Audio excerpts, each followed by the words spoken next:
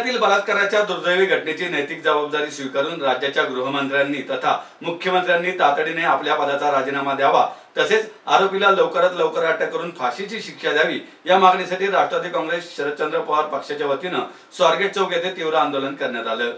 आरोपींना शिक्षा झालीच पाहिजे। राजीनामा द्या, राजीनामा द्या, राजीनामा द्या, राजीनामा द्या, महिलांना सुरक्षा झालीच पाहिजे, आरोपींना शिक्षा झालीच पाहिजे। या आंदोलनात शहराध्यक्ष प्रशांत जगताप, अश्विनी कदम, किशोर कांबळे, स्वातीताई पोकळे, मनाली भिलारे, मंजिरीताई घाडगे, फहीम शेख, गणेश नलावडे, नितीन कदम, श्रद्धा जाधव, निलेश वरे, रोहन पायगुडे, मंगलताई पवार, शशिकांत तापकीर तसेच पक्षाचे पदाधिकारी व कार्यकर्ते मोठ्या संख्येने उपस्थित होते। पुणे शहरातील सर्वात वर्दळीच्या रहदारीच्या ठिकाणांपैकी एक असलेल्या स्वारगेट बस डेपो येथे एका तरुणीवर बलात्कार झाल्याची घटना अत्यंत संतापजनक व निंदनीय आहे। लक्ष्मीचे सरस्वतीचे रूप असलेल्या आपल्या भगिनीवर विद्येचे माहेरघर असलेल्या पुण्यात झालेले अत्याचार आपल्या सर्वांचीच मान शर्मेने खाली घालवणारा आहे।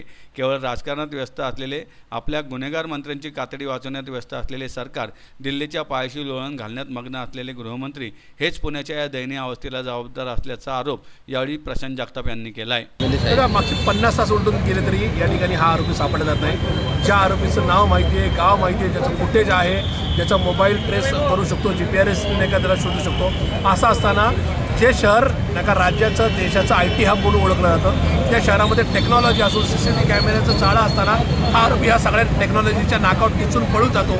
पुणे पोलिसांना तो सापडत नाही। ग्रामीण भागात एखाद्या पोलिसांनी आरोपी सापडत नाही म्हणून जर बक्षीस जाहीर केलं असं तर समजू शकलो असतो, पण पुणे पोलिसांना त्या आरोपीला पकडण्यासाठी 1 लाख रुपयाचं बक्षीस जाहीर करावं लागतं। हे पुणे पोलिसांच्या, महाराष्ट्र पोलिसांच्या आणि राज्याचे मुख्यमंत्री गृहमंत्री म्हणून देवेंद्र फडणवीस यांची आमची कबुली आहे।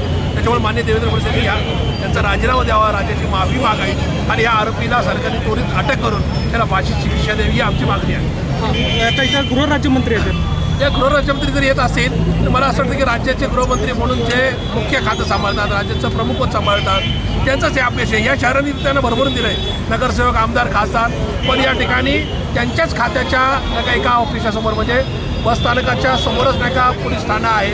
असं असताना शहराच्या मध्यभागी जर बलात्कार होत असेल, त्याच्या पलीकडे तुमच्याच TV चॅनलवर दिवसभर काल बातम्या चालू असताना काल मागच्या 14 तासामध्ये एक नाही का कॅब चालक एका महिलेवर विनयभंग नाही का करतो।